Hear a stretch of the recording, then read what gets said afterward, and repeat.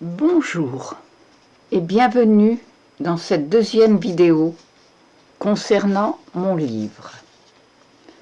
Il vient de paraître aux éditions L'Harmattan et se nomme Les 5 délivrances. Il est composé de 586 pages au prix de 29,50 €. L'héroïne du roman initiatique Les 5 délivrances est aveugle. Elle nous dirige lentement vers la vérité messianique, c'est-à-dire l'extase mystique. Comme je vous le disais dans la première vidéo, pendant des années, toutes mes recherches se sont basées sur ma grande interrogation: pourquoi le Christ bien-aimé était né en Judée de religion hébraïque? Aussi, une grande partie des pages de mon livre, Les 5 délivrances, sont en unité avec les enseignements juifs qu'il me fallut un peu découvrir et humblement. C'est une manne merveilleuse de l'authentique et unique lumière divine. Nous, les chrétiens dans le monde, nous devrions étudier les enseignements hébraïques et les pratiquer comme le faisait le Christ bien-aimé et aussi ses disciples. Pourquoi?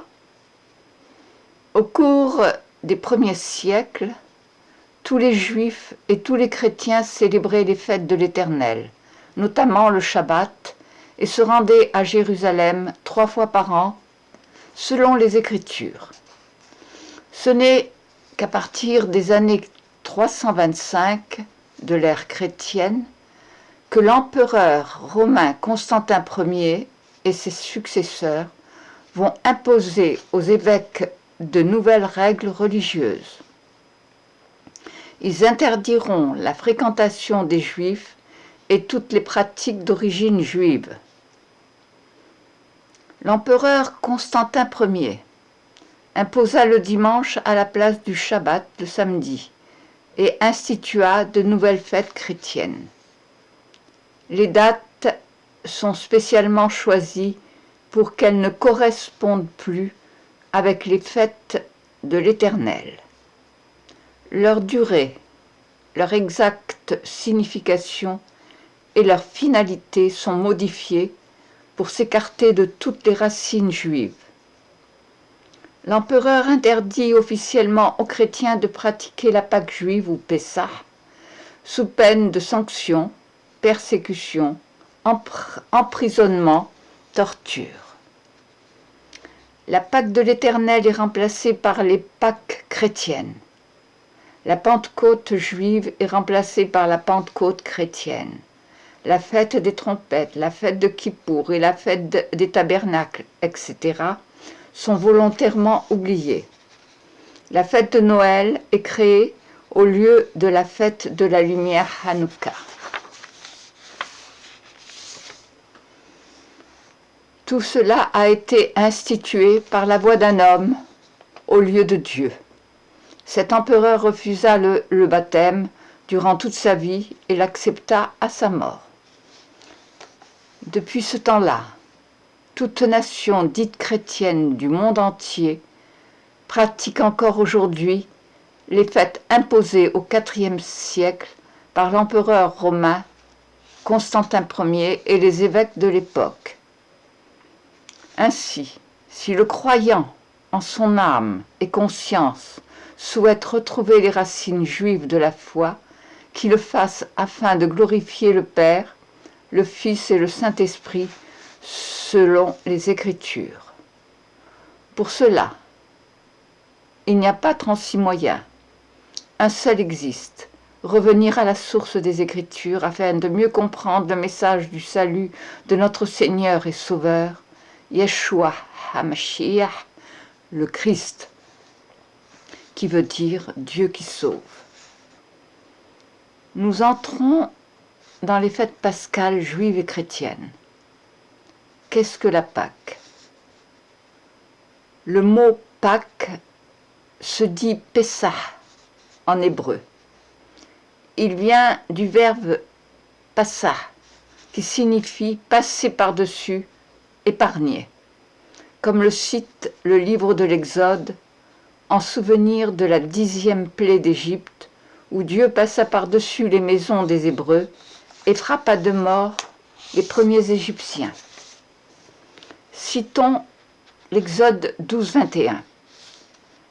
Moïse appela tous les anciens d'Israël et leur dit : allez prendre un ovin pour vos familles et immoler le Pessah. Prenez un bouquet d'hysope, trempez-le dans le sang de la patène et touchez le linteau et les 2 montants de la porte avec le sang qui est dans le bassin. Et vous ne sortirez pas. L'Éternel passera pour frapper Misraïm, qui veut dire Égypte. Quand il verra le sang sur le linteau et sur les 2 montants, l'Éternel sautera l'ouverture, et il ne donnera pas au destructeur de venir dans vos maisons pour frapper. Gardez cette parole en loi, pour toi et pour tes enfants en pérennité. Oui, c'est le sacrifice de Pessah pour l'Éternel, qui a sauté des maisons de son peuple en Misraïm, en frappant Misraïm, l'Égypte. Pessah est la première fête juive. Elle marque la délivrance de la maison de l'esclavage.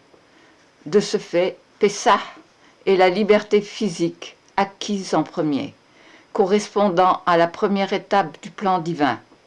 Puis viendront d'autres étapes de liberté intérieure. Enfin, Pessah, ou Pâques, le sceau de Dieu, l'homme peut passer le voile, le séparant des mondes chaotiques au monde divin.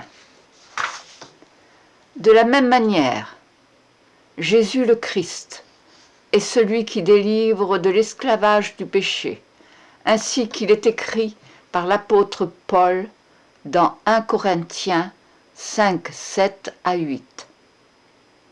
Faites disparaître le vieux levain, afin que vous soyez une pâte nouvelle, puisque vous êtes sans levain, car Christ, notre Pâque, a été immolé.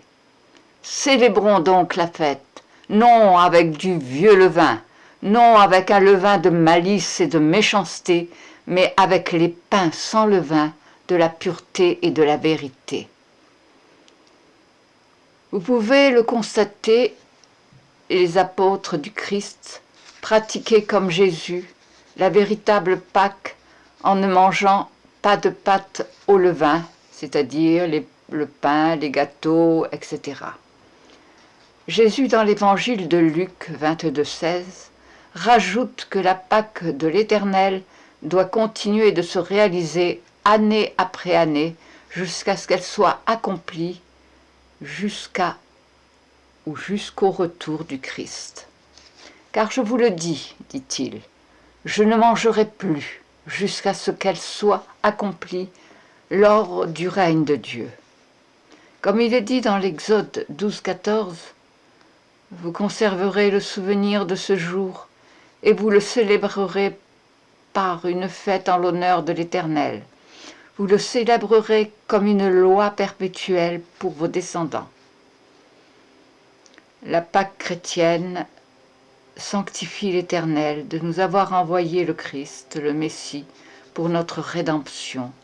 Lui, le véritable agneau pascal, mort et ressuscité pour nous sauver.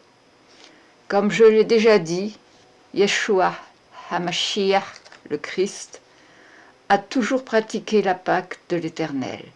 Il en connaissait les fondements et obéissait à son Père. Aussi, en nos temps, par la grâce de Dieu, nous avons le privilège de pouvoir découvrir non seulement ce repas, mais aussi le repas que Jésus a vivement voulu célébrer avec ses disciples avant de s'offrir lui-même en sacrifice. Il disait dans Luc 22, 15, « J'ai désiré vivement manger cette Pâque avec vous avant de souffrir. » Maintenant, imaginons le Christ sur la croix de bois. Dans Luc 23, 44, il est dit « C'est déjà vers la 6e heure, les ténèbres surviennent sur toute la terre jusqu'à la 9e heure. Le soleil manque, le voile du sanctuaire se déchire par le milieu. Yeshua élève une voix forte et dit « Père, entre tes mains, je remets mon souffle. » Et disant cela, il expira. Prions. Toi l'Éternel, tu aimes ton peuple, le peuple d'Israël, de toutes les confessions dans le monde, d'un amour inaltérable. Tu nous enseignes les Écritures sacrées, l'ordre et la justice. Aussi, nous reconnaissons ton unicité. Sois loué, ô Éternel, toi qui aimes ton peuple Israël. Aussi, nous te disons en hébreu et en français, la main sur le front. Shema Israël, Adonai Eloheinu Adonai, Echad. Écoute Israël, l'Éternel notre Dieu, l'Éternel est un.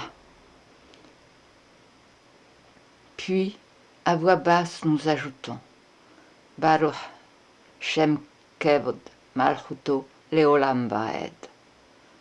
Béni soit à jamais le nom de ton règne glorieux.